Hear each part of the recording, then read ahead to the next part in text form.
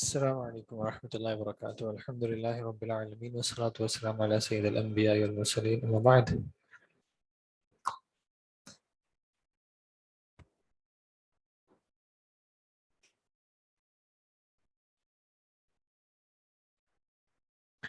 جی پچھلی کلاس میں کہاں تک پہنچے تھے؟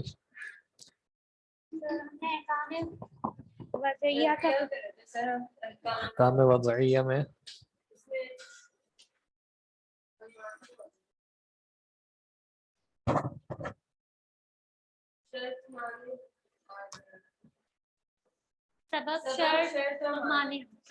سبب شرط مانع. سبب کیا ہوتا ہے؟ جو کاز ہوتا ہے کسی بھی حکم کے. ویسے آن لائن والوں کو آپ سے ایک کمپلین ہے کہ آپ لوگ مائک کا استعمال نہیں کرتے. ان کو کیا پتا آپ کا کیا دکھ ہے یہاں پہ مائک کے حوالے سے. وہ کمپلین آتی رہتی ہے کلاس والے مائک میں سوال نہیں کرتے, ٹیچر پھر جواب دیتے ہیں, ہمیں سمجھ نہیں آتا کیا جواب ہے. جی جواب دینے سے ہی منع کرتے ہیں کہ پھر استاد فوراً آپ کے جواب پہ اس کو اوکے کر دیتے ہیں اور ان کو جواب کا موقع نہیں ملتا. جی سبب کیا ہوتا ہے؟ ایک چیز کے آنے سے دوسرے حکم جو ہے وہ فرض ہو گیا, جیسے رمضان کے آنے سے روزے فرض ہو گیا. ٹھیک ہے, جہاں پہ شریعت نے ایک کاز اینڈ افیکٹ کا ریلیشن شپ رکھا ہوا ہے اس اعتبار سے کہ اگر سبب ہوگا تو دوسری چیز کا حکم وجود میں آئے گا, اگر سبب ہی نہیں ہوگا تو اس کا حکم وجود میں آئے گا ہی نہیں. جیسے کہ اگزامپل, ہاتھ کاٹنا, ہاتھ کاٹا جائے, اس کا سبب کیا ہے؟ چوری کرنا. ٹھیک ہے, چوری ہوگی تو ہاتھ کاٹا جائے گا, چوری نہیں ہوگی تو ہاتھ کاٹنے کا حکم وجود میں ہی نہیں آئے گا. ٹھیک ہے جی, اذان کا ویٹ کر لیتے ہیں. جی اگر جب تک سبب نہیں آئے گا تو اس پہ ڈیپینڈنٹ حکم شریعت نے اس کا اعتبار ہی نہیں کیا. ٹھیک ہے جی, جیسے کہ کیا کہا, سبب آئے گا تو پھر نماز فرض ہوگی, سبب آئے گا تو روزہ فرض ہوگا. اب نماز کا جو اس طرح کا سبب ہے وہ اللہ تعالیٰ نے کیا بنایا ہے؟ سورج کو یا رات کو, یعنی دن اور رات کو اللہ تعالیٰ نے ہمارے لیے ایک سبب. اور اگر آپ کو یاد ہو حکم وضعیہ میں ہم نے دیکھا تھا کہ جس کو شریعت نے کسی دوسری چیز کے لیے علامت بنایا ہے. ٹھیک ہے, اب اور اس میں کچھ چیزیں ایسی ہیں جس پہ انسان کا اختیار ہے, کچھ چیزیں ایسی ہیں جس پہ انسان کا اختیار نہیں ہے. جیسے چوری کی بات کی, چوری ہاتھ کاٹنے کے لیے سبب ہے, تو چوری انسان کے کنٹرول میں ہے کہ انسان کیا فعل ہے, انسان یہ فعل کرے گا سبب بنے گا تو پھر مسبب وجود میں آئے گا. کچھ چیزیں ایسی ہیں جہاں پہ انسان کا کوئی عمل دخل نہیں ہے, جیسے کہ سورج کی موومنٹ یا چاند کی موومنٹ فار ایگزامپل, تو وہ انسان کے ہاتھ میں نہیں ہے. اسی طرح اگر بارش ہوگی تو بارش سے متعلق حکم وجود میں آ جائے گا. ٹھیک ہے, میرا خیال ابھی ایک اور اذان ہوگی, اس کی آواز زیادہ زور سے آئے گی تو ہم اس کا ویٹ کر لیں گے پھر. اور شرط کیا تھی؟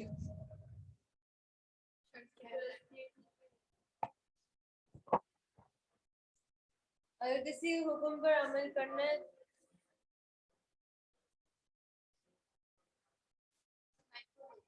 شرط, آن لائن میری آواز آ رہی ہے نا؟ شرط ضروری ہوگی اس عمل کے صحیح کرنے پہ, لیکن اس کا جو ہے وہ یہ چیز نہیں ہوگی کہ اس کے ہونے سے سبب وجود میں آئے گا. اگر شرط موجود نہیں ہوگی تو سبب پہ کوئی اثر نہیں ہوگا. اب ویٹ کر لیتے ہیں.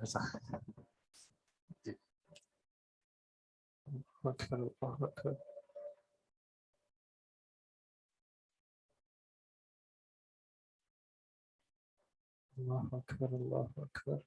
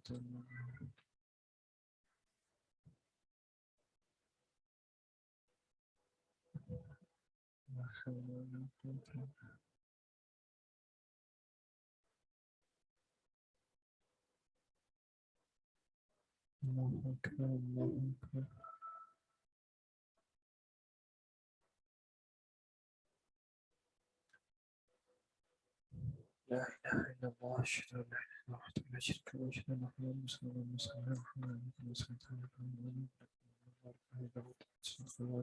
عليه وسلم.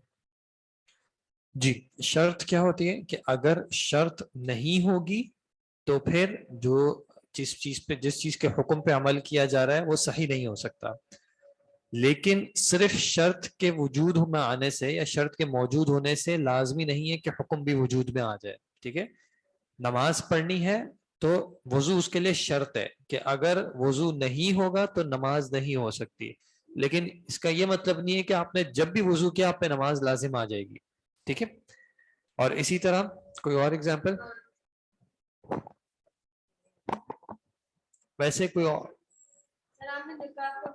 نکاح کا کیا بتایا تھا؟ ایجاب و قبول کا جب کو یا نکاح جو گواہ جو ہے وہ شرط ہے کہ اگر گواہ نہیں ہوں گے تو نکاح جو ہے وہ صحیح نہیں ہوگا. لیکن اس کا یہ مطلب نہیں ہے کہ صرف نکاح اگر موجود ہو جائیں گے صرف اگر گواہ موجود ہو جائیں گے تو نکاح بھی ہو جائے گا, ایسا نہیں ہوتا. ٹھیک ہے, اور اس کا اپوزٹ کیا تھا شرط کا؟ مانع. کس طرح کہ اگر مانع ہوگا تو حکم وجود میں نہیں آ رہا, اور اگر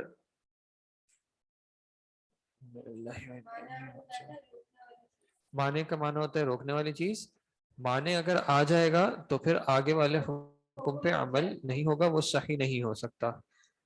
نو انٹرنیٹ اسکرین چل رہی. اور اگر جو بھی عبادت یا معاملہ ہے وہ صحیح تبھی ہوگا جبکہ کوئی مانع موجود نہ ہو. ٹھیک ہے جی. اچھا, سبب شرط اور مانع کی بنیاد پہ جب کوئی عمل کیا, کوئی عبادت کی یا کوئی معاملہ کیا تو اب اس پہ صحیح ہونے کا یا فاسد ہونے کا حکم لگے گا. صحیح وہ چیز کب ہوگی؟ جب سبب اس کا موجود ہو, تمام شروط پوری ہو رہی ہو اور کوئی مانع موجود نہ ہو, اور پھر شریعت نے جس طرح مطالبہ کیا ہے اس مطالبے پہ عمل ہوا. جب اس مطالبے پہ عمل ہو گیا تو اب اگر وہ صحیح ہے تو شریعت کا وہ مطالبہ ختم ہو گیا, اور اس کے جو آثار انسان پر آنے ہیں اب وہ آثار شریعت کے نزدیک ایکسیپٹیبل ہوں گے, شریعت ان کا لحاظ کرے گی. اگر ان چیزوں کا خیال نہ رکھا گیا, سبب نہیں تھا یا شرط نہیں پائی جا رہی یا کوئی معنی پایا جا رہا ہے, اس اعتبار سے اگر کوئی عمل کیا جاتا ہے تو اس سے انسان کی ذمہ داری ختم نہیں ہوتی, اور نہ اس معاملے کے جو آثار مرتب ہونے تھے, اپلائی ہونے تھے, شریعت اس کا لحاظ نہیں کرے گی. ٹھیک ہے جی. شرط یہ تھی کہ جو جس چیز پہ عمل کرنا ہے, کسی عبادت کو ادا کرنا ہے یا کوئی معاملہ جو ہے اس کو انجام دینا ہے, تو اس کے لیے جو بھی شرائط شریعت نے رکھی ہیں ان میں سے اگر کوئی چیز نہیں ہوگی تو آگے والا جو معاملہ ہے, عبادت ہے یا جو بھی معاملہ ہے, ایگریمنٹ ہے, وہ صحیح نہیں ہوگا, وہ ایپلیکیبل نہیں ہوگا, انسان کی ذمہ داری ختم نہیں ہوگی. لیکن صرف شرط کے موجود ہونے سے ضروری نہیں ہے کہ وہ معاملہ بھی وجود میں آ رہا ہو. ٹھیک ہے, یعنی اس صرف اگر آپ کے پاس شرط موجود ہے تو اس کا یہ مطلب نہیں ہے کہ وہ معاملہ اب لازمی طور پہ آپ کو کرنا ہے.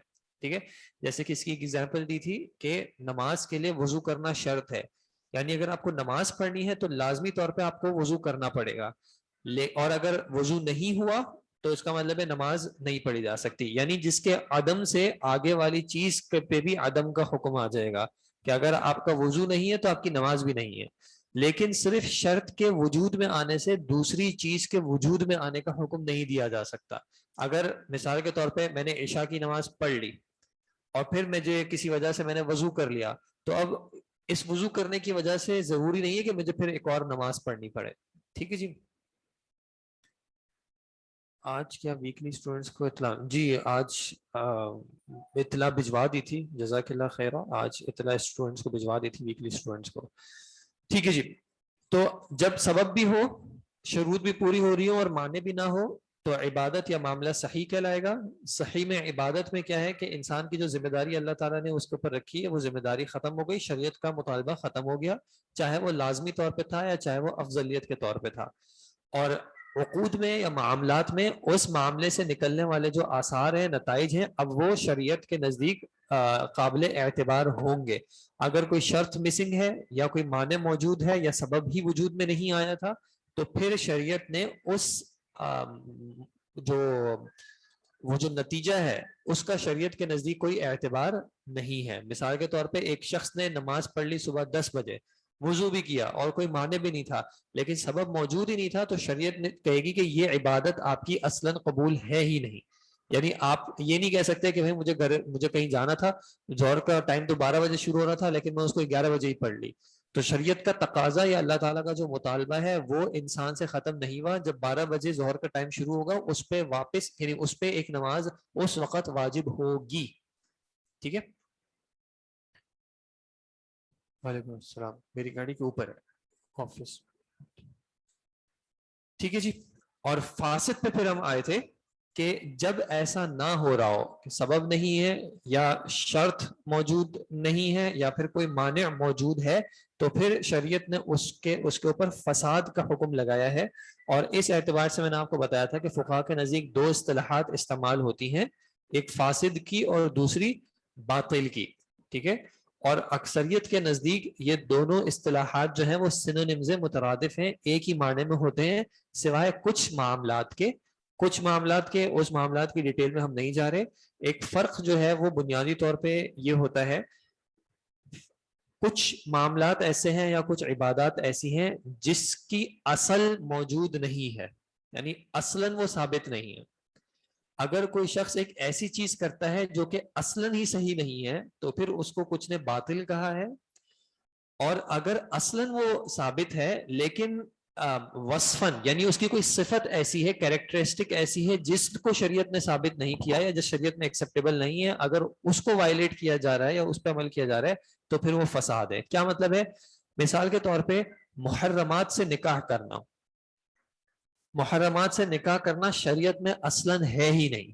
یعنی انسان ایک ایسے شخص سے جو کہ اس کا محارم میں سے ہو, اس کی ماں ہو گئی, اس کی بہن ہو گئی, اس طرح کے جو رشتے ہیں ان سے شریعت نے نکاح اصلاً رکھا ہی نہیں ہے. ایسا نہیں کیا ہے کہ آپ اپنی بہن سے نکاح کر سکتے ہیں اگر ایسا ہو تو, اگر آپ کی یہ شرائط موجود ہو تو, یا اگر ایسا نہیں ہے, شریعت نے اس چیز کو اصلاً ہی حرام کیا ہے. اگر کوئی شخص ایسا نکاح لے آتا ہے تو یہ نکاح باطل ہے کیونکہ اس کی اصل ہی شریعت میں ایکسیپٹیبل نہیں ہے.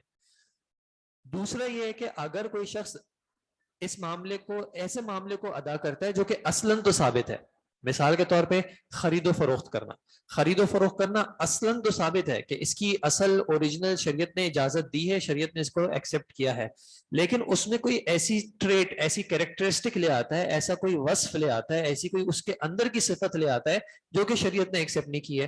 مثال کے طور پہ وہ شخص ایک ایسے مال کو بیچتا ہے جس کا وہ مالک نہیں ہے, یا ایسے مال کو بیچتا ہے جس میں وہ دھوکہ دے رہا ہے. ٹھیک ہے. تو بیع تو خرید و فروخت شریعت میں اصلاً ثابت ہے, لیکن اس صفت کا انکار ہے. اس صفت کو شریعت نے منع کیا ہے کہ آپ کسی ایسے مال کو نہ بیچیں جس کے آپ مالک نہیں ہیں, یا کسی ایسے مال کو نہ بیچیں جس میں آپ دھوکہ دے رہے ہو. تو جس کو وصفاً شریعت نے ایکسیپٹ نہیں کیا ہے, جب وہ اس پہ عمل کیا جا رہا ہو تو پھر انہوں نے کہا کہ اب ہم اس کو فاسد کہیں گے.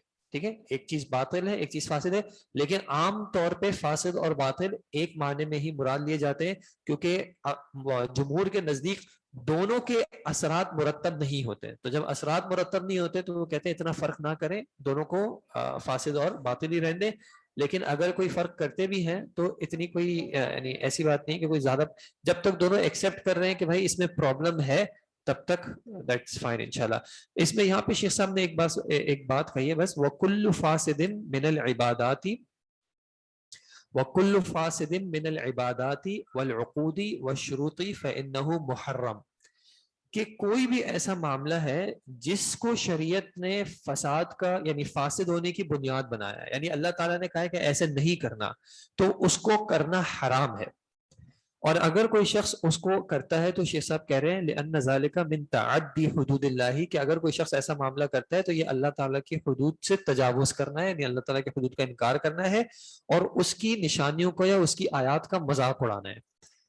ٹھیک ہے, کیوں؟ کیونکہ جب اللہ تعالیٰ نے یا اللہ کے نبی صلی اللہ علیہ وسلم نے ایک چیز سے منع کر دیا تو اس منع کرنے کے باوجود اگر ایک انسان اس پہ عمل کرتا ہے جانتے ہوئے, بغیر علم کی بات نہیں ہو رہی, لیکن جانتے ہوئے اگر وہ عمل کرتا ہے تو پھر یہ شریعت کے ساتھ مذاق ہے. جیسے کہ طلاق کا معاملہ مشہور ہے کہ عمر رضی اللہ عنہ نے اس پہ جو ہے سزا کیا کری تھی کہ اب تم مذاق کر رہے ہو تو اب تمہارے اوپر یہ نافذ ہو جائے گی. تو کیوں تھا یہ؟ کیونکہ یہ شریعت کے ساتھ مذاق کیا جا رہا تھا. بھائی اللہ تعالیٰ نے ایک چیز کو ایک اعتبار سے امپلیمنٹ کرنے کا کہا ہے تو اس کو اسی اعتبار سے کیا جائے, اس میں جان بوجھ کے ٹیڑھپن نہ لایا جائے, الا یہ کہ انسان کو علم نہ ہو. جیسے کہ عبداللہ بن عمر کو علم نہیں تھا اور انہوں نے حیض کی حالت میں طلاق دے دی تھی, تو اللہ کے نبی صلی اللہ علیہ وسلم نے کہا کہ آپ رجوع کر لیں, لیکن پھر بتا دیا کہ آئندہ ایسا نہ ہو.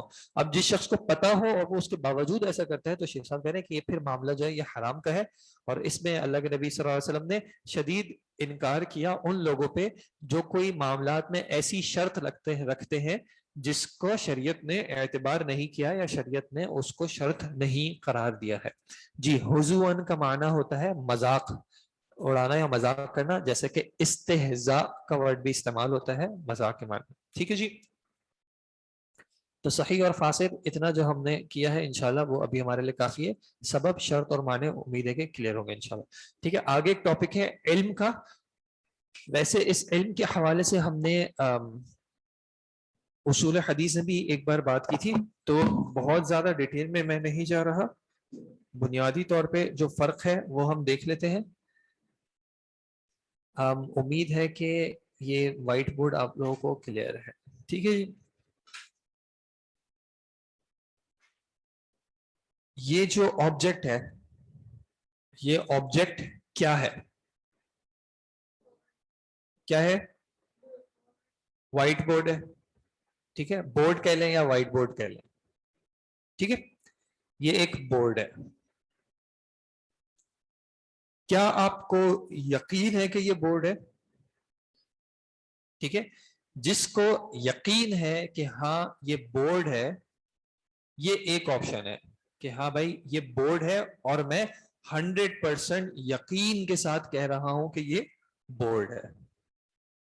ٹھیک, ایک شخص کہہ سکتا ہے کہ مجھے پتا ہی نہیں ہے کہ یہ کیا ہے. اسے پوچھا جائے کہ یہ کیا ہے, وہ کہے مجھے نہیں پتا یہ کیا ہے. ٹھیک ہے, یہ الگ رسپانس تھا اور یہ الگ رسپانس ہے. ایک شخص کہہ رہا ہے کہ یہ, جب اسے پوچھا جا رہا ہے کہ یہ آبجیکٹ کیا ہے تو وہ کہہ رہا ہے کہ یہ وائٹ بورڈ ہے, میں یقین سے کہہ رہا ہوں کہ یہ وائٹ بورڈ ہے. دوسرا شخص کہہ رہا ہے کہ بھائی مجھے پتا ہی نہیں ہے کہ یہ کیا ہے.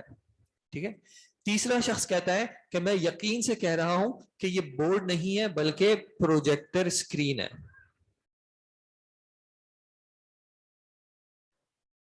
ٹھیک ہے, پروجیکٹر اسکرین آپ لوگوں کو امید ہے پتہ ہی ہوگی, وہ بھی سملر ہوتی ہے, کلر میں سملر ہے, لیکن وہ یقین سے کہہ رہا ہے کہ یہ پروجیکٹر اسکرین ہے. ایک شخص یقین سے کہہ رہا ہے کہ یہ وائٹ بورڈ ہے, ایک شخص کہہ رہا ہے مجھے پتا ہی نہیں ہے, یعنی میں 100% شور ہوں کہ مجھے پتا ہی نہیں ہے کہ یہ آبجیکٹ کیا ہے. تیسرا شخص کہہ رہا ہے کہ میں 100% شور ہوں کہ یہ پروجیکٹر اسکرین ہے. چوتھا شخص کہتا ہے کہ مجھے غالب گمان میرا یہی ہے کہ یہ بورڈ ہے. غالب گمان کو میں ایسے ہی ہائپوتھیٹیکلی ایک پرسنٹیج دے رہا ہوں, کہہ رہا ہے مجھے 75% ایسا ہی لگ رہا ہے کہ یہ وائٹ بورڈ ہے, ہاں 25% چانس ہے کہ میں غلطی پہ ہوں اور یہ پروجیکٹر اسکرین ہو. دوسرا شخص کہہ رہا ہے کہ میں بورڈ اور اسکرین میں متذبذب ہوں, کہ مجھے ایک جہت سے یہ بورڈ بھی لگ رہا ہے لیکن یہ اسکرین بھی ہو سکتی ہے. تو جتنا مجھے اس چیز کا یقین ہے کہ یہ بورڈ ہے اتنا ہی میرے دماغ میں اتنا یقین ہے کہ یہ اسکرین ہے. تو میں دونوں کے درمیان متذبذب ہوں, نہ مجھے ادھر کی طرف کوئی رجحان ہو رہا ہے نہ ادھر کی طرف کوئی رجحان ہو رہا ہے. اور ایک اور شخص کہتا ہے کہ مجھے 75% شیورٹی ہے کہ یہ اسکرین ہے, یعنی میں 100% شور نہیں ہوں, مجھے پورا یقین, اعتماد, کامل یقین نہیں ہے, مجھے غالب گمان میرا یہی ہے کہ یہ اسکرین ہے. ہو سکتا ہے کہ یہ بورڈ ہو, لیکن مجھے راجح یہی لگ رہا ہے کہ یہ اسکرین ہے. میں ایک بار واپس کلیریفائی کر رہا ہوں کہ جو پرسنٹیج 75% کی میں نے لکھی ہے یہ ایسے ہی ہائپوتھیٹیکلی لکھی ہے, یہ ضروری نہیں کہ 75% ہی ہو. ٹھیک ہے, تو شیخ صاحب نے یہ جو جاننے کے درجات ہیں ان کو الگ الگ کیا ہے, ان کی الگ الگ اصطلاح تعارف کرایا ہے.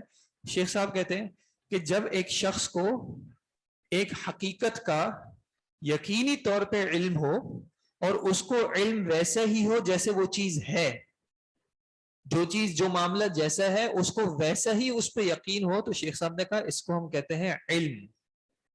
یعنی اس شخص کو علم ہے, اس کو یقین ہے کہ یہ چیز ایسی ہے اور وہ چیز فی الواقع یعنی حقیقت میں ایسی ہی ہو. مثال کے طور پہ یہ کیا آبجیکٹ ہے,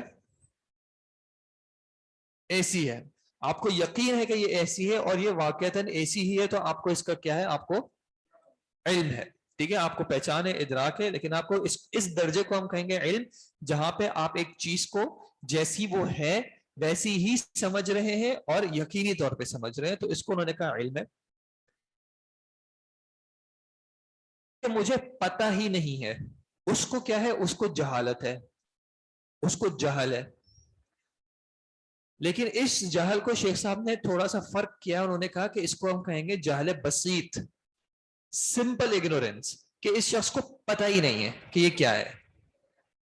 جب اس شخص کو پتہ ہی نہیں ہے کہ یہ کیا ہے تو اس کا حل کیا ہوگا, اس کا سمپل حل کیا ہوگا, اس کو بتانے کے لیے آپ سمپل بتا دیں اور وہ آپ کی بات کو مان جائے گا. وہ کہتا ہے مجھے نہیں پتا یہ کیا ہے, آپ اس کو کہیں گے کہ یہ بورڈ ہے تو وہ مان جائے گا کہ یہ بورڈ ہے. آپ اس کو کہیں گے کہ یہ اسکرین ہے تو وہ مان جائے گا کہ یہ اسکرین ہے. ٹھیک ہے, اس کو کنونس کرنے کے لیے آپ کو زیادہ محنت نہیں کرنی پڑے گی, کیونکہ وہ اس بات کو جانتا ہے کہ مجھے نہیں پتا. ٹھیک ہے, تیسرا جو شخص ہے جو کہ یقینی طور پہ کہہ رہا ہے کہ یہ چیز اسکرین ہے, اس کے ساتھ مسئلہ کیا ہے کہ وہ ایک چیز کو یقینی طور پہ مانتا ہے لیکن وہ خلاف حقیقت مان رہا ہے, کہ ایک چیز جو حقیقت میں نہیں ہے وہ خلاف حقیقت مان رہا ہے. تو اس کو شیخ صاحب نے کہا اس کو ہم کہیں گے جہل مرکب. مرکب کا ترجمہ انگلش میں کیا کرتے ہیں, کمپاؤنڈ. تو یہ کمپاؤنڈ اگنورینس ہے. کیوں, کیونکہ اس کو یہی نہیں پتا کہ اس کو نہیں پتا. ایک شخص ہے جس کو پتا ہے کہ مجھے نہیں پتا, اس کا حل کیا, اس کو آپ بتا دیں گے اس کا مسئلہ حل ہو جائے گا. لیکن ایک شخص ہے اس کو یہی نہیں پتا کہ اس کو صحیح پتا نہیں ہے, وہ اپنی بات پہ یقین سے مان رہا ہے کہ یہ مثال کے طور پہ یہ اے سی نہیں ہے بلکہ یہ کیا ہے, یہ کوئی اور آبجیکٹ ایسا کیا ہوتا ہے, مثال یہ پانی کی مشین ہے. ٹھیک ہے, یہ پانی کا واٹر ڈسپینسر ہے, وہ یقین سے کہہ رہا ہے کہ یہ پانی کا واٹر ڈسپینسر ہے. اس کو ہم کیا کہیں گے, جہل مرکب. جب ایک شخص ایک چیز کو خلاف حقیقت مان رہا ہے اور یقینی طور پہ مان رہا ہے. پھر یہ جو درجہ ہے جہاں پہ شخص حقیقت کو حقیقت کے طور پہ ہی دیکھ رہا ہے اور مان رہا ہے, لیکن یہ یقینی طور پہ نہیں کر رہا بلکہ غالباً کر رہا ہے کہ بھائی میرا غالب گمان ہے, اس کو شیخ صاحب نے کہا اس کو ہم کہیں گے ظن. میرا یقین نہیں ہے بلکہ میرا ظن ہے, میرا غالب گمان یہ ہے. اور جو شخص بالکل بیچ میں ہے, نہ ادھر کا نہ ادھر کا, اس کو ہم کیا کہیں گے کہ اس کو ہو گیا ہے شک. یہ ہے شک میں, یہ نہ اس چیز کو یقینی طور پہ مان رہا ہے نہ اس چیز کو یقینی طور پہ مان رہا ہے, اور اس کا رجحان بھی ایک طرف نہیں ہو پا رہا. اگر رجحان ہو جائے تو بھی ایک الگ بات ہے, اس کو رجحان بھی نہیں ہو پا رہا. اور یہ شخص جو کہ غلط طرف رجحان کر چکا ہے اس کو ہم کہیں گے وہم. تو اس کو وہم ہو گیا ہے کا کیا مطلب ہے کہ یہ شخص ایک چیز کو خلاف حقیقت سمجھ بیٹھا ہے لیکن یقینی لازمی طور پہ نہیں. ابھی بھی اچھا اس کو دیکھے تھے, یہ شخص جو جہل بسیط کا شکار ہے, اس کو پتا ہے کہ مجھے نہیں پتا, اس کو آپ نے بتایا اور معاملہ حل ہو جائے گا. یہ شخص جو کہ ویسے ہی شک کا شکار ہے, اس پہ تھوڑی اس سے زیادہ محنت کرنی پڑے گی, لیکن آپ تھوڑی سی محنت کریں گے, یہ شک 50% آلریڈی مانتا ہے, اس کو صرف آپ نے تھوڑا سا اور ٹلٹ کرنا ہے اور یہ زن کی طرف آ جائے گا, یہ مان لے گا کہ ہاں یہ ایسا ہی ہے. مثال کے طور پر کرا تھا یار یہ مجھے وائٹ بورڈ بھی لگ رہا ہے لیکن یہ مجھے اسکرین بھی لگ رہی ہے, تو آپ نے اس کو کہا یار دیکھو یہ ہارڈ ہے, اسکرین اتنی ہارڈ نہیں ہوتی, تو اس نے کہا یار آپ کی بات صحیح ہے, میں آپ کی بات مان لوں. اس کے بعد ایک شخص کو وہم ہو گیا ہے, وہ ایک چیز کو خلاف حقیقت سمجھ بیٹھا ہے لیکن یقینی طور پہ نہیں, تو اس پہ تھوڑی سی آپ کو زیادہ محنت کرنی پڑے گی, تھوڑا سا اس کو سمجھانا پڑے گا, تھوڑے سے دلائل دینے پڑیں گے, تھوڑا سا یقین دلانا پڑے گا. پھر اس کا جو ہے ریورس سائیکل چلے گی کہ کہیں ذہنی طور پہ وہ وہم سے پہلے شک میں آئے گا, جہاں پہ اس کا وہم ٹوٹے گا اور وہ 50-50 پہ آ جائے گا کہ ہاں, پھر وہ ہو سکتا ہے پھر وہ زن پہ آ جائے, اور پھر زن سے جو ہے پھر وہ بعد میں علم پہ آ جائے. اور یہ جو ہے یہ سب سے مشکل ہوگا کیونکہ یہ خلاف حقیقت کو یقینی طور پہ سمجھ بیٹھا ہے. ٹھیک ہے, اب مثال کے طور پہ ایک شخص موحد ہے, وہ اللہ تعالیٰ کے وجود کا اقرار کرتا ہے کہ اللہ تعالیٰ موجود ہے اور ایک ہی ہے وہ, اور اس کو یقین ہے بالکل, تو یہ ہے علم پہ. ایک شخص کہتا ہے مجھے پتہ ہی نہیں ہے کہ بھائی اللہ ہے یا نہیں ہے, اور ایک ہے یا نہیں ہے مجھے نہیں پتا, میرا کوئی رب ہے مجھے نہیں پتا. اس شخص کو آپ نے بتا دیا کہ بھائی رب ہے, مان لے گا. ایک شخص ہے جو کہ گمان کر بیٹھا ہے کہ ہاں رب تو ہے لیکن ایک سے زیادہ ہے, مجھے لگتا ہے ایک سے زیادہ ہے, تو ابھی یہ وہم کا شکار ہے, یقینی نہیں ہے لیکن غلط چیز مان بیٹھا ہے, اس لیے وہم کا شکار ہے. ایک شخص کہتا ہے کہ ہاں رب تو ہے لیکن ہو سکتا ہے ایک ہو سکتا ہے ایک سے زیادہ ہو, میں جتنا مجھے ایک کا لگتا ہے اتنا ہی مجھے ایک سے زیادہ کا لگتا ہے, تو یہ شک میں ہے.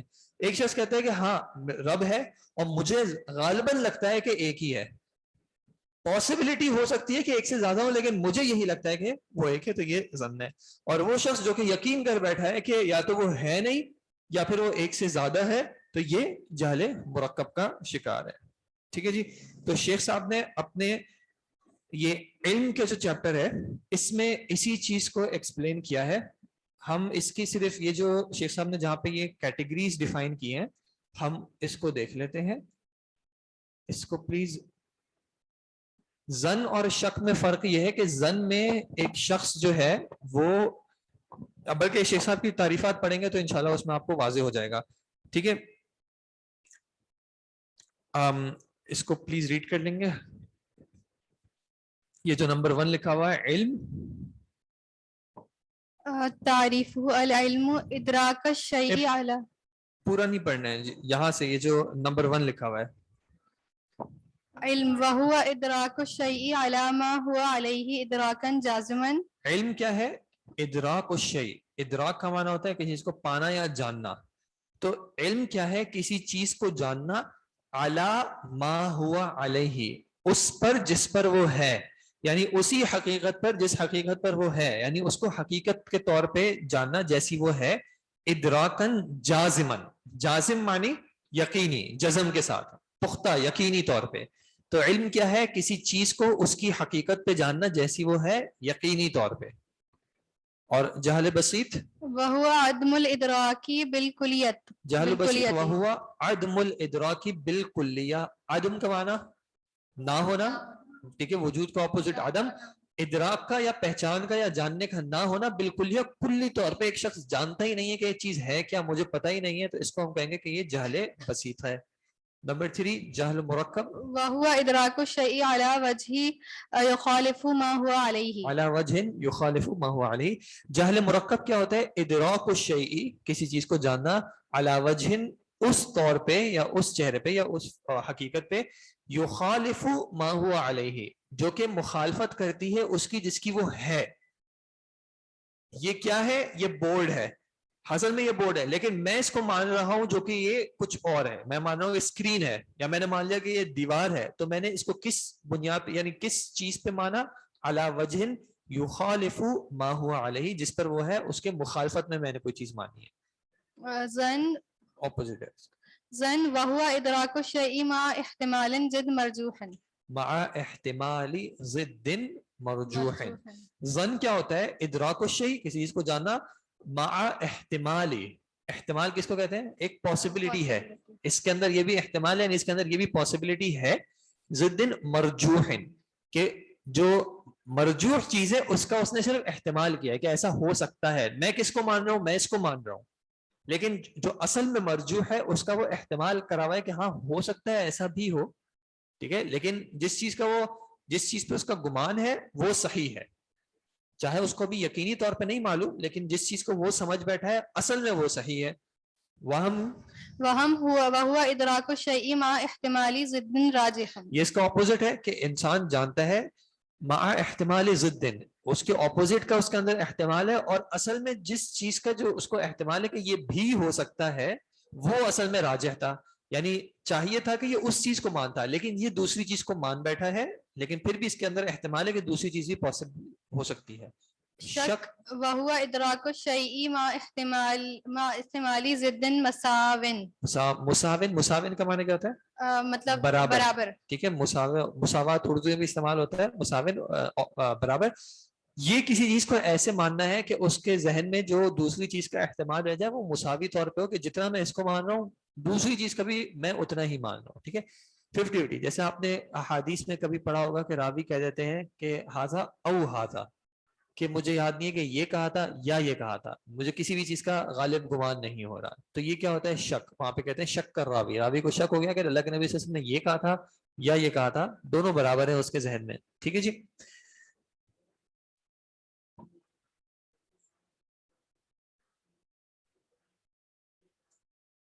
لفظی معنی جی کبھی ایسا بھی ہوتا ہے کہ معنی ان کو واضح ہوتا ہے کہ کیا کہا تھا, لیکن لفظ میں ان کو شک آ جاتا ہے کہ یہ والا لفظ تھا یا یہ والا لفظ تھا, مجھے نہیں پتا, لیکن معنی مجھے یاد ہے کہ مراد یہی تھی. مثال کے طور پہ بیٹھنے کے لیے جالس بھی استعمال ہوتا ہے اور قائد بھی استعمال ہوتا ہے.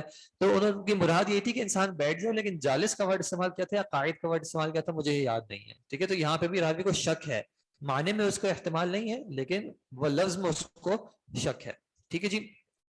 راجح مرجوح کیا ہوتا ہے؟ راجح مرجوح یہ ہوتا ہے کہ ایک چیز جو کہ اس کی حقیقت پر ہے اس کو ماننا راجح ہے, اور اس کو اس کی غیر حقیقت میں ماننا جو ہے مرجوح ہے, اس کو ترجیح نہیں دی جائے گی. مثال کے طور پہ سامنے سے دو انسان آ رہے ہیں, چونکہ وہ دور سے ہے تو آپ کو ایسا لگ رہا ہے کہ ایک ہی انسان آ رہا ہے. ٹھیک ہے. تو اب اصل میں کتنے؟ دو ہیں. یہ راجح بات ہے کہ اسی کو ترجیح دی جائے گی کہ یہ دو لوگ ہیں کیونکہ اصل میں دو ہیں, لیکن دور سے ہونے کی وجہ سے آپ کو وہ ایک شخص لگ رہے ہیں اور آپ ایک مان لیتے ہیں, تو یہ بات مرجوح تھی. ان کو ایک ماننا یہ مرجوح بات تھی, لیکن وہم میں کیا ہوتا ہے کہ انسان اس مرجوح بات کو مان بیٹھتا ہے. ٹھیک ہے جی. اس کی شریعت میں بہت ساری مثالیں ہیں, فقہی معاملات میں ان کی بہت ساری مثالیں کہ وہ کہتے ہیں کہ بھائی ان کو وہم ہو گیا کہ وہ جو چیز اس کو ماننی چاہیے تھی یہ دوسری چیز کو مان بیٹھے ہیں. ٹھیک ہے. تو ایسا آپ انشاءاللہ آگے پڑھیں گے تو بہت آئے گا. ان لیولز میں فرق کرنے کی وجہ کیا ہے؟ ان لیولز میں فرق کرنے کی ایک وجہ جو ہمارے پاس ہے وہ کیا ہے کہ اصول فقہ میں کچھ چیزیں ہوتی ہیں جو کہ یقینی طور پہ ہمیں معلوم ہوتی ہیں. ٹھیک ہے. یعنی یقینی طور پہ شریعت کا ان کے معاملے میں آگے کچھ اور ایکسپلینیشن آئے گی کہ شریعت کچھ خاص الفاظ استعمال کرتی ہے جس کے ادھر ادھر ہم نہیں جا سکتے, تو وہاں پہ شریعت ہمیں ایک علم دے رہی ہوتی ہے کہ اس کو ایسے ہی ماننا ہے. ٹھیک ہے. کچھ چیزیں ہوتی ہیں جہاں پہ انسان کو پتہ ہی نہیں ہوتا, تو وہاں پہ انسان کو یہ جاننا چاہیے, یعنی ایک انسان کو جب یہ پتا ہے نا کہ مجھے کیا نہیں پتا, تو اس کا حل آسان ہے کہ وہ اس کے بارے میں پتا کر لے گا. کبھی ایسا ہوتا ہے کہ انسان غلط چیز کو یقینی طور پہ مان بیٹھتا ہے. اس مسئلے کو اب شریعت کیا طریقہ اختیار کرتی ہے اس شخص کے حل کے لیے؟ اب جیسے آپ نے کلام میں دیکھا ہوگا کہ کہیں کہیں بات کو ایک سمپل طریقے سے مثال کے طور پہ کہہ دیا یہ مارکر ہے, یہ مارکر ہے ایسے جس کا جہل بسیط تھا وہ ختم ہو جائے گا. ٹھیک ہے. پھر یہ کہنا کہ یقیناً یہ مارکر ہے, اب جس کا شک تھا وہ بھی ختم ہو جائے گا, اور ہو سکتا ہے جس کا وہم تھا وہ بھی ختم ہو جائے, لیکن پھر اس پہ قسم کھانا, اللہ کی قسم یہ مارکر ہے. تو اب کیا کیا جا رہا ہے؟ اب اصل میں جس کا جہل مرکب تھا, یعنی تاکید لگائی جا رہی ہے تاکہ اس کا جہل مرکب ختم ہو. تو شریعت کا یہ پہلو جو ہے مختلف جگہوں پہ دکھتا ہے کہ اللہ تعالیٰ نے جو ادلہ دیے ہیں, جو دلائل دیے ہیں کسی چیز کو ثابت کرنے کے لیے, وہ اس طرح کی نوعیت پہ ہے کہ سامنے والا کون تھا, کہ سامنے والا اس چیز کو جانتا ہی نہیں تھا, اس کو سمپل طریقے سے کہ اس نے بات مان لی. سامنے والا ایک چیز میں وہم کا شکار تھا تو اس کو شریعت نے کسی اور طریقے سے اس کا خطاب کیا ہے, اور سامنے والا اگر ایک چیز کا انکاری تھا, یعنی وہ جہل مرکب کا شکار تھا کہ وہ غیر حقیقت پہ ایک چیز کو یقینی مان رہا تھا, تو شریعت نے اس کو ایک ڈفرینٹ طریقے سے ایڈریس کیا ہے. اب ان میں فرق کیا ہے کہ کچھ کلمات بھی ایسے ہوتے ہیں, کچھ ورڈز ہوتے ہیں, آگے وہ آئیں گے کہ ورڈز کی کتنی ٹائپس ہیں, کیونکہ اگر آپ کو یاد ہو ہم نے اصول فقہ کی جب ڈیفینیشن دیکھی تھی تو اس میں آیا تھا کہ جو شریعت کے جو یعنی جن سے ہمیں استفادہ کرنا ہے ان سے کیفیت الاستفادہ کیسے ہے کہ کس طرح اس سے استفادہ کیا جائے. کچھ ورڈز ایسے ہوتے ہیں جن کے اندر احتمال ہوتا ہے اپوزٹ کا یا دوسری چیز کا احتمال ہوتا ہے. مثال کے طور پہ اللہ تعالیٰ نے ایک ورڈ استعمال کیا قرو، ثلاثہ قرو. اب قرو کا ورڈ ہے لغت میں اس کے اندر احتمال ہے کہ اس سے مراد طہر بھی ہو سکتا ہے اور اس سے مراد حیض بھی ہو سکتا ہے. یہ احتمال لغت میں بلٹ ان ہے. اب ایسا ورڈ جس میں یہ احتمال آٹومیٹکلی موجود ہے وہاں پہ ہمیں دکھے گا کہ کہیں نہ کہیں کسی نہ کسی نے اختلاف کیا ہے. لیکن جہاں پہ اس طرح کا کوئی احتمال موجود نہیں ہے وہاں پہ اختلاف نہیں ایکسپٹ کیا جائے گا. ٹھیک ہے، جہاں پہ شریعت نے ایک چیز کو لازمی طور پہ یقینی طور پہ ثابت کیا ہے، مثال کے طور پہ محمد رسول اللہ، اللہ کے نبی صلی اللہ علیہ وسلم محمد جو ہے وہ اللہ کے رسول ہیں، اس کا کوئی دوسرا معنی نہیں ہے. اس میں کوئی یہ نہیں کہہ سکتا کہ نہیں اس سے مراد یہ ہے یا یہ مراد نہیں ہے. مراد یہاں پہ ایک اسپیسیفک شخص کے بارے میں ایک اسپیسیفک حکم دیا جا رہا ہے اور صراحت کے ساتھ حکم دیا جا رہا ہے کہ وہ رسول اللہ ہے، اللہ کے رسول ہے، کسی اور کے رسول نہیں ہے، اپنی ذات کے لیے نہیں ہے کوئی وجہ. لیکن کہیں پہ اگر کلام میں ایسی بات آ جاتی ہے جہاں پہ کوئی احتمال دوسرا رہ جاتا ہے تو آپ وہاں پہ دیکھیں گے کہ وہاں پہ فقہاء علماء کے اندر ایک کسی حد تک ایک ایکسیپٹیبلٹی ہوتی ہے کہ ہاں اگر ایک شخص نے دوسری طرف گیا بھی ہے تو اس کو یہ کہہ دیتے ہیں کہ ہاں غیر مرجوح یعنی وہ مرجوح بات پہ عمل کر رہا ہے، اس کی پرائرٹی یا اس کو وہم ہو گیا، اس سے غلطی ہو گئی، لیکن اس کو وہ گمراہ یا کافر یا اس طرح کے لفظ اس کے لیے استعمال نہیں کریں گے. ٹھیک ہے، کبھی کبھی ایک ورڈ کاذب استعمال ہو جاتا ہے، کذبا. یہ ایک ورڈ کیونکہ اکثر ایسا ہوتا ہے کہ خاص کر جن کو جرح کرنی ہوتی ہے خاص کر صحابہ پہ وہ اس ورڈ کا بڑا استعمال کرتے ہیں کہ دیکھیں ایک صحابی نے دوسرے کے بارے میں کہہ دیا کذبا، تو اسے جھوٹ کا، اور آپ بنیادی طور پہ کہتے ہیں کہ سارے صحابہ جو ہے وہ عادل ہیں، وہ جھوٹ نہیں بولتے. تو وہاں پہ بات سمجھنے کی ہے کہ کذبا جو ہے وہ لغت میں اہل لغت نے کذبا کا بمعنی خطا بھی استعمال کیا ہے کہ غلطی کر دی انہوں نے یا غلطی ہو گئی ان سے. ٹھیک ہے، تو وہاں پہ ان کی مراد وہ تھی.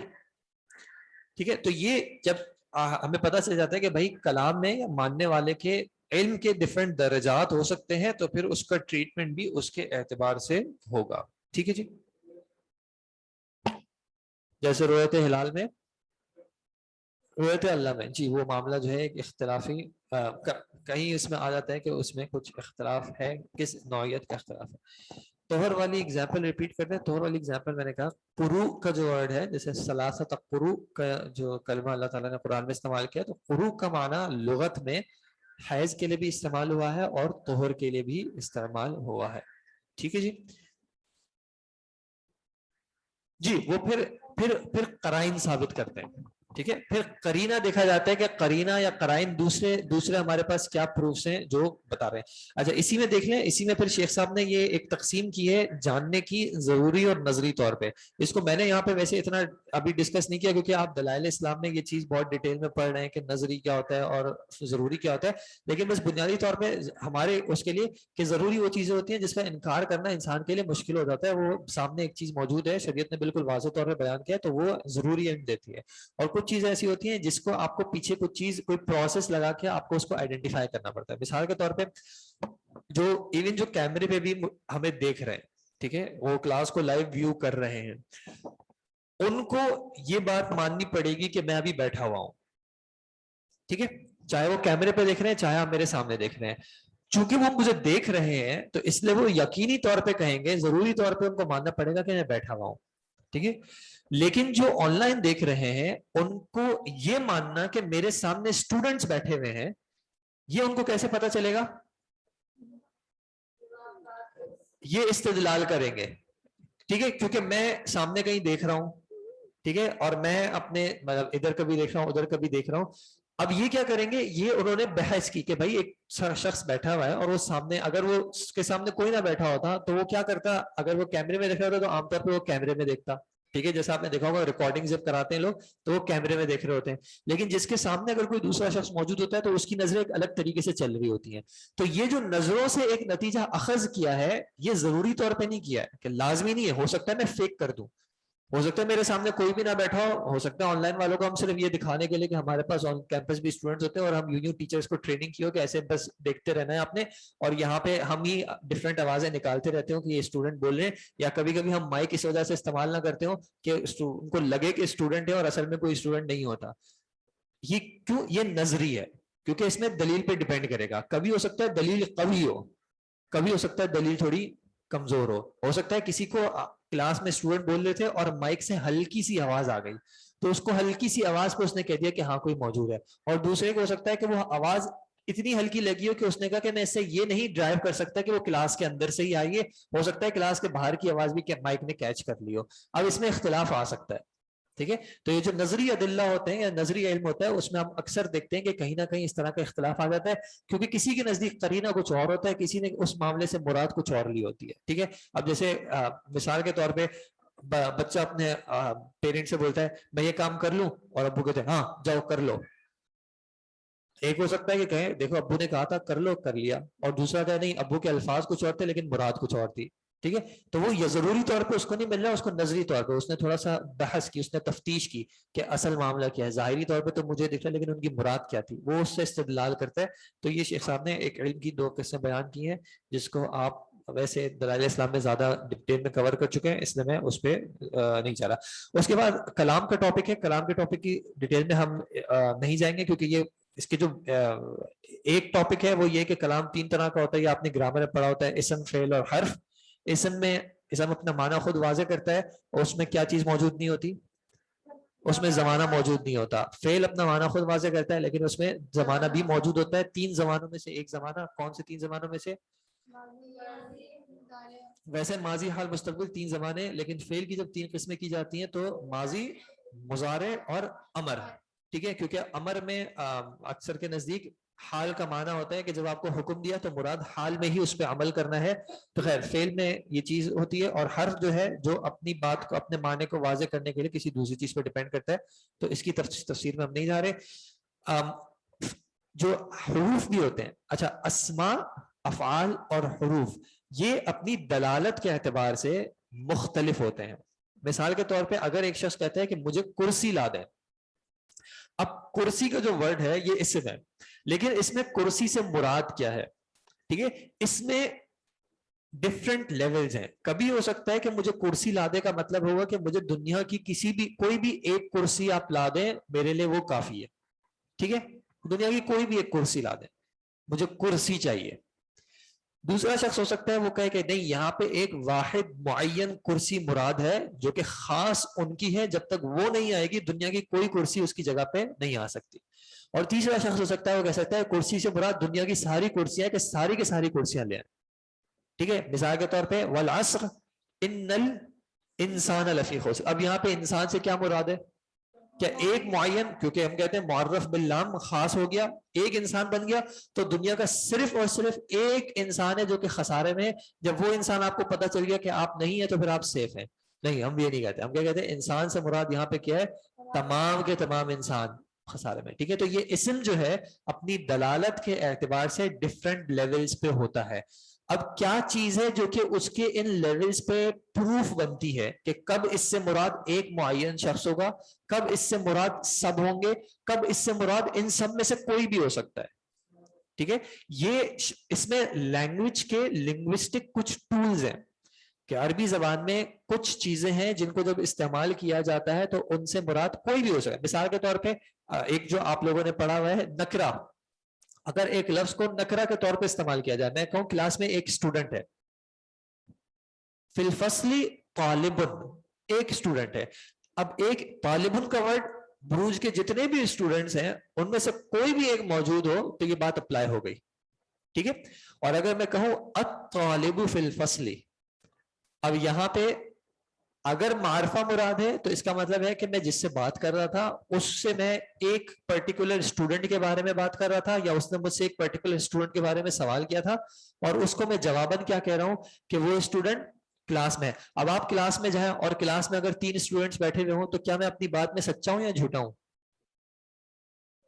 میں نے تو کہا تھا الطالب فی الفصل, اور طالب کتنوں پہ اپلائی ہوتا ہے؟ ایک پہ اپلائی ہو رہا ہے, اور میں تو اس کو معرفہ بنا کے خاص ایک معین شخص پہ لا رہا ہوں, لیکن کلاس میں 3 اسٹوڈنٹس ہیں, لیکن میں اپنی بات میں پھر بھی سچا ہوں. کیوں؟ کیونکہ میں نے یہ تو نہیں کہا تھا کہ دوسرے نہیں ہیں, اور نہ میں نے یہ کہا تھا کہ فی الفصل طالب واحد, میں نے یہ بھی نہیں کہا تھا. تو گرامر میں, لینگویج میں کس طرح ایک ورڈ کو یا ایک اسم کو اس کے کس درجے پہ, کس لیول پہ in terms of انکلوزیوٹی and exclusivity لایا جاتا ہے آگے, کیونکہ شیخ صاحب اس کی چیزیں بتائیں گے, اس لیے شیخ صاحب نے ایک تمہید مان لی کہ بھائی اسم ہوتا ہے, فعل ہوتا ہے اور حرف بھی ہوتا ہے. اسم کے اندر زمانہ نہیں آئے گا, لیکن فعل کے اندر زمانہ آئے گا. تو جب شریعت کسی چیز کا ایک حکم دے گی تو حکم چونکہ فعل کی ایک قسم میں سے اگر دیا جا رہا ہے, مثال کے طور پہ اگر اللہ تعالیٰ کوئی امر دیتے ہیں, ٹھیک ہے, اقیمو, ٹھیک ہے, یا فغسلو, اب اس امر کے اندر یہ آپ نے کیسے ڈرائیو کیا کہ اللہ تعالیٰ نے آپ کو ابھی کرنے کا حکم دیا ہے, اس کے لیے شیخ صاحب نے ایک تمہید بتا دی کہ لینگویج میں فعل کے اندر ایک زمانہ لازمی طور پہ موجود ہوتا ہے, اسم میں ضروری نہیں ہے. اسم میں کبھی ہوگا کبھی نہیں بھی ہو سکتا ہے, ٹھیک ہے, کسی اور طریقے سے اس کو لایا جا سکتا ہے. پھر دوسرا شیخ صاحب نے بتا دیا کہ حرف اور حروف بھی ڈفرینٹ طرح کے ہوتے ہیں, اور ایک حرف کے ڈفرینٹ معنی بھی ہو سکتے ہیں. کبھی کبھی حرف ڈٹرمن کرے گا کہ آگے والی چیز اس کا سبب ہے یا ایک زائد چیز ہے, کہ آگے والی چیز سے اس کی سیکوینس بننی ہے, ترتیب ہے, یا صرف اس کو دو کو بتانا تھا. مثال کے طور پہ واو, اگر کہا جائے جاء حامد و زید, تو کیا مطلب ہے کہ آیا حامد اور زید. اب کیا اس سے مراد یہ ہے کہ حامد پہلے آیا زید بعد میں آیا, کیونکہ میں نے بولنے میں تو پہلے حامد کا ذکر کیا پھر زید کا ذکر کیا, یا اس سے مراد ہے کہ دونوں ساتھ اندر داخل ہوئے, یا اس سے مراد ہے کہ ایک پہلے آیا تھا پھر دوسرا 2 گھنٹے بعد آیا یا 5 منٹ بعد آیا. واؤ میں یہ چیز نہیں آتی. لیکن اگر کہیں جاء حامد فزید, اب یہاں پہ کیا مراد ہے, یہاں پہ فا میں ایک ترتیب ہوتی ہے کہ ایک چیز آئے گی پھر دوسری چیز آئے گی, ٹھیک ہے, تو پہلے حامد آیا اس کے بعد زید آیا. لیکن یہاں پہ فا کے اندر جو ہے وہ زمانے میں تاخیر کا معنی نہیں ہوتا, تو ایک آیا اس کے فوراً بعد دوسرا آ گیا. لیکن اگر کہا جائے جاء حامد ثم زید, تو اب ثم کے اندر جو ہے وہ ایک تاخیر کا معنی ہوتا ہے, یعنی تھوڑی دیر بعد آیا, فوراً ساتھ نہیں آیا, ٹھیک ہے. اب یہ میننگز جو ہیں یہ چونکہ اس میں ہم لینگویج پہ ڈیپینڈ کریں گے, تو شیخ صاحب نے بتایا کہ بھائی حرف ہوتے ہیں, حروف کے اپنے معنی ہوتے ہیں, تو آگے جا کے جب ہم کسی چیز کو اصول بنائیں گے, اصل بنائیں گے, یا کسی چیز سے ہم کچھ ڈرائیو کرنے کا طریقہ بتائیں گے, تو آپ کو ذہن میں رکھنا ہے کہ حروف جو ہے یہ کام ادا کر رہے ہوتے ہیں. مثال کے طور پہ فا جو ہے اس میں کبھی فا ہوتا ہے فا سببیہ. فا سببیہ کا کیا مطلب ہے؟ سببیہ کا ورڈ ابھی ہم نے کہاں پڑھا تھا, سبب بیان کرے گا. جو ہم نے حکم وضعی سبب دیکھا ہے, تو ہمیں کیسے پتا چلے گا کہ سبب شریعت نے اس کو سبب بنایا ہے, کیونکہ ہو سکتا ہے شریعت کہیں پہ وہاں پہ فا سببیہ کا استعمال کر لے. اگر اس نص میں فا سببیہ کا استعمال ہے تو ایک فقی جو ہے یا ایک اصولی جو ہے وہ ایک ڈرائیو کر سکتا ہے کہ یہاں پہ ایک حکم وضعی سبب جو ہے وہ ثابت کیا جا رہا ہے. کیسے اس کو پتا چلا؟ کیونکہ اس نے لغت دیکھی, اس نے لغت میں دیکھا کہ اس حرف کا یہ ایک خاص معنی ہے, تو اس حرف کے استعمال سے میں اس کنکلوژن پہ پہنچ سکتا ہوں, میرے پاس یہ دلیل ہے. ضروری نہیں ہے کہ اللہ تعالیٰ ہر جگہ پہ لکھیں گے کہ جعلتہ سببا لہذا, کہ میں نے اس کو اس چیز کا سبب بنایا ہے, ایسا ہمیشہ نہیں ہوگا. لینگویج کے اندر جو ٹولز استعمال ہوتے ہیں ان کے اندر یہ میننگز جہاں پہ آ جائے گا وہاں پہ ہم اس سے یہ چیز ڈرائیو آؤٹ کر لیں گے, ٹھیک ہے جی. اب چونکہ ابھی ہم نے کوئی اس طرح کی چیز نہیں کی ہے, آگے کے چیپٹرز میں یہ چیز آئے گی, اس لیے شیخ صاحب تمہیدن یہ مان رہے ہیں کہ بھائی کلام جو ہے, جب انسان کلام کچھ کرتا ہے تو اس کلام میں ہر ایک چیز کا معنی ہے, اور خاص کر جو شریعت کا کلام ہے اس میں کوئی بھی چیز جو ہے وہ بغیر مقصد کے نہیں ہوتی. اللہ تعالیٰ کے پاس اللہ تعالیٰ کے کلمات بے انتہا ہیں. جیسے قرآن کی وہ کون سی آیت ہے سورہ کہف کے آخر میں,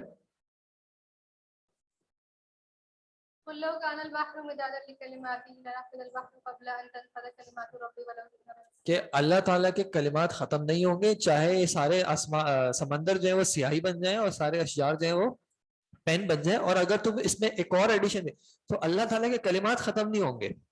لیکن اللہ تعالیٰ نے ہم سے جو کلام کیا ہے قرآن کی صورت میں اس میں ریسٹرکٹڈ کلمات استعمال کیے ہیں. تو ایک ایک ورڈ ایک ایک حرف جو ہے وہ کسی وجہ سے آیا ہے. کسی بھی چیز کے بارے میں ہم یہ نہیں کہہ سکتے کہ ہاں اس کا کوئی میننگ نہیں تھا یا یہ زائد تھا یا اس کی کوئی خاص, ایسا نہیں ہوگا.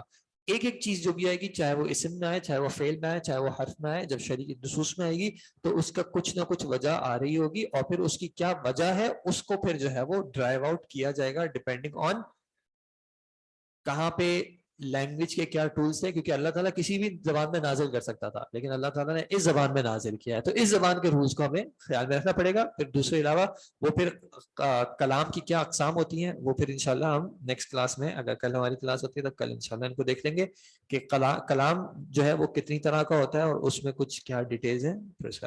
ٹھیک ہے جی, اگر آج کے حوالے سے کوئی سوال ہے, آپ کتاب سے میں نے جتنا آپ کو ریڈ کروایا ہے العلم مطلوب اتنا ہی ہے, آپ باقی چیزوں کو پڑھ لیجیے گا. باقی چیز جو ہے وہ اسی کی ایکسپلینیشن اور ڈیٹیل ہے.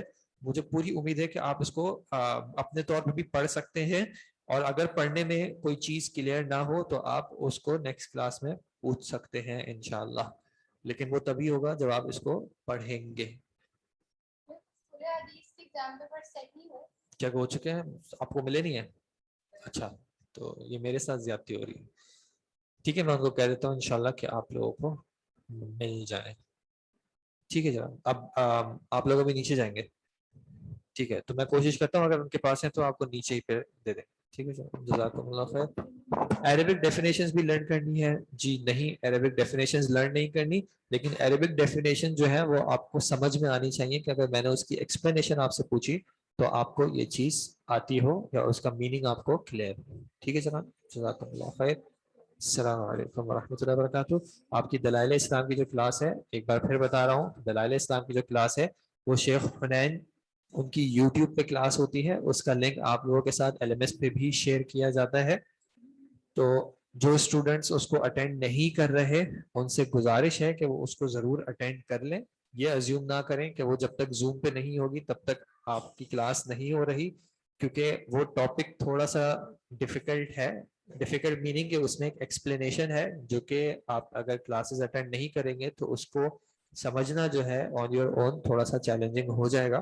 تو آپ لوگ پوری کوشش کریں کہ آپ اس کو باقاعدگی سے اٹینڈ کریں. ٹھیک ہے جی, جزاکم اللہ خیر. السلام علیکم ورحمۃ اللہ وبرکاتہ. جی, مشکل ہو جاتا ہے یوٹیوب پہ کنیکٹ کرنا, لیکن اللہ تعالیٰ مشکل کے ساتھ ہی آسانی کرتے ہیں. ان مع العسر یسرا. اللہ تعالیٰ کے راستے میں آپ کوشش کریں, جو مشکلات آ رہی ہیں آپ ان پہ بھی عمل کریں, اللہ تعالیٰ سے دعا کریں اللہ تعالیٰ آپ کے لیے آسان کرے. کچھ وجہ ہے جس کی وجہ سے ہم اس کو زوم پہ نہیں کنڈکٹ کر پا رہے, تو اسی وجہ سے آپ کو ہم یوٹیوب پہ لے جاتے ہیں. حالانکہ ہماری یہاں پہ جو ٹیم ہے اس کو ایک بہت حاصل کرنا پڑتا ہے کہ اس کو یوٹیوب پہ کنڈکٹ کرایا جائے.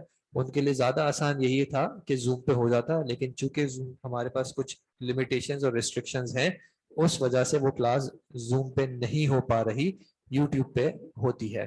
جہاں تک آپ کے کوشچنز کی بات ہے, آپ اپنے کوشچنز یوٹیوب پہ چیٹ میں بھی کر سکتے ہیں, ادروائز آپ اپنے واٹس ایپ کے گروپ پہ بھی کر سکتے ہیں, یا اگر آپ کے پاس کوئی کسی اسٹوڈنٹ کا کانٹیکٹ کوئی ڈیٹیلز ہو تو آپ ان سے رابطہ کر کے ان کو سوالات بھجوا دیا کریں. کچھ جگہوں پہ دیکھیں کمپرومائز تھوڑا سا کرنا پڑتا ہے, کچھ چیلنجز آتے ہیں ہر جگہ پہ ہر چیز کے, تو اس کو آپ کوشش کریں کہ اپنے اینڈ اوور کم کریں انشاءاللہ. جو جو راستے نکل سکتے ہیں آگے آپ کی مرضی ہے, اللہ تعالیٰ آپ کے لیے آسان کرے. اگر لنک یہاں مل جاتا تو بہتر ہوگا. لنک آپ کے پاس یوٹیوب آپ کے LMS پہ جہاں پہ کلاس کا لنک ہے اس کے بالکل نیچے ہی دلائل اسلام کا لنک موجود ہے. ٹھیک ہے, تو آپ وہاں سے بآسانی اس کو جا سکتے ہیں. اگر آپ LMS یوز نہیں کرتے تو یہ ان اٹ سیلف ایک پرابلم ہے, کیونکہ ہماری آپ کو ریکمنڈیشن بھی ہے اور آپ سے ریکویسٹ بھی ہے کہ آپ LMS کو لازمی طور پہ یوز کیا کریں. وہیں پہ آپ کو نوٹیفیکیشنز بھی آتی ہیں, وہیں پہ آپ کا کلاس کا کنٹینٹ بھی ہوتا ہے. ٹھیک ہے جی, یہ والا جو سبجیکٹ ہے دلائل اسلام کا, ابھی تک ہمارے پاس اس کا جو ہمارے چیلنجز ہیں اس کا ہمارے پاس کوئی اور حل نہیں ہے, جس وجہ سے اس سیمسٹر تو یہ کلاس یوٹیوب پہ ہی ہوگی, الا یہ کہ کوئی اور حل ہمیں مل جائے جس سے ہم اس مسئلے کو ایڈریس کر سکیں. ٹھیک ہے جی, اوکے جی, جزاکم اللہ خیر. السلام علیکم ورحمۃ اللہ وبرکاتہ. LMS سے ڈیلی زوم پر آنا ضروری نہیں ہے, ریکمینڈیڈ ضرور ہے. ٹھیک ہے, کیونکہ آپ کی کوئی بھی اگر انفارمیشن ہوگی, کوئی نوٹیفیکیشن ہوگی تو وہ آپ کو LMS پہ دی جائے گی, اور اگر آپ LMS سے مس کریں گے تو وہ آپ کا اپنا ایک پھر رسک ہے. ٹھیک ہے, کوئی بھی اناؤنسمنٹ ہوتی ہے, اسائنمنٹ ہو گیا یا کوئی اور چیز ہو گئی, کلاس کینسلیشن کی ہو گئی, کلاس ریپلیسمنٹ کی ہو گئی, تو وہ آپ کو LMS سے ہی ڈیٹیلز ملیں گی. ٹھیک ہے جی. جی, جو ڈائریکٹ زوم سے آتے ہیں, آپ کی مرضی ہے, آپ بالکل ڈائریکٹ زوم سے اٹینڈ کر لیں, آپ کو روکا تو نہیں جا رہا, لیکن اگر آپ LMS کی کوئی چیز مس کریں گے تو پھر وہ آپ کو ہی ایشو کرے گی. اٹینڈنس کے حوالے سے نہیں کہہ رہا, جتنا آپ LMS سے کانٹیکٹ میں رہیں گے اتنا آپ کے لیے بہتر ہے. میرا نہیں خیال کہ کوئی بہت زیادہ مشکل کام ہے, آپ اپنے براؤزر میں اس کا ایڈریس سیو کر لیں. آپ دن میں بس کلاس سے پہلے ایک بار LMS دیکھ لیں, تب بھی دیٹس فائن انشاءاللہ, کیونکہ اس پہ اگر کوئی نوٹیفیکیشن آئے گی تو پھر وہ اگر آپ LMS پہ نہیں جاتے تو وہ آپ سے پھر مس ہوگی. اور ایسا ہوتا ہے کہ پھر ہمیں پھر بعد میں اسٹوڈنٹس کہہ رہے ہوتے ہیں کہ مجھے یہ نہیں پتا چلا تھا, مجھے یہ نہیں پتا چلا تھا, اور اس کی وجہ صرف اور صرف یہی تھی کہ انہوں نے LMS کو ایکسس نہیں کیا تھا. تو ہماری آپ سے ریکویسٹ پہلے بھی ہے اور آگے بھی رہے گی کہ LMS کو ضرور ایکسس کریں, اس کو لاگ ان کریں. اگر اس پہ کوئی نوٹیفیکیشن نہیں, آپ فوراً بند کر دیں. کوئی ہمیں اس چیز سے کوئی ذاتی فائدہ نہیں ہوتا کہ اگر آپ LMS پہ لاگ ان کرتے یا نہیں کرتے, آپ ہی کا فائدہ ہے, کیونکہ ہماری جو کمیونیکیشن آن لائن اسٹوڈنٹس ہے وہ اسی پلیٹ فارم پہ ہے. آپ کو نوٹیفیکیشن وغیرہ LMS پہ ہی ملتے ہیں, اور کلاس کے ریکارڈنگ وغیرہ کے لنک بھی پھر آپ کو وہیں سے ملتے ہیں, اور اسی طرح دلائل اسلام کا جو لنک ہے وہ بھی انشاءاللہ وہیں سے ملے گا. ابھی چونکہ کلاس کا سیٹ اپ ہو رہا ہوگا تو اس وجہ سے ہو سکتا ہے کہ لنک کو اپلوڈ ہونے میں تھوڑا سا ٹائم لگ جائے, 2 سے 3 منٹ انشاءاللہ, لیکن آج ہی فوراً ہی جیسے ہی کلاس شروع ہوگی آپ کو فوراً مل جائے گا انشاءاللہ. جی, کوئی سوال ہے آپ کا؟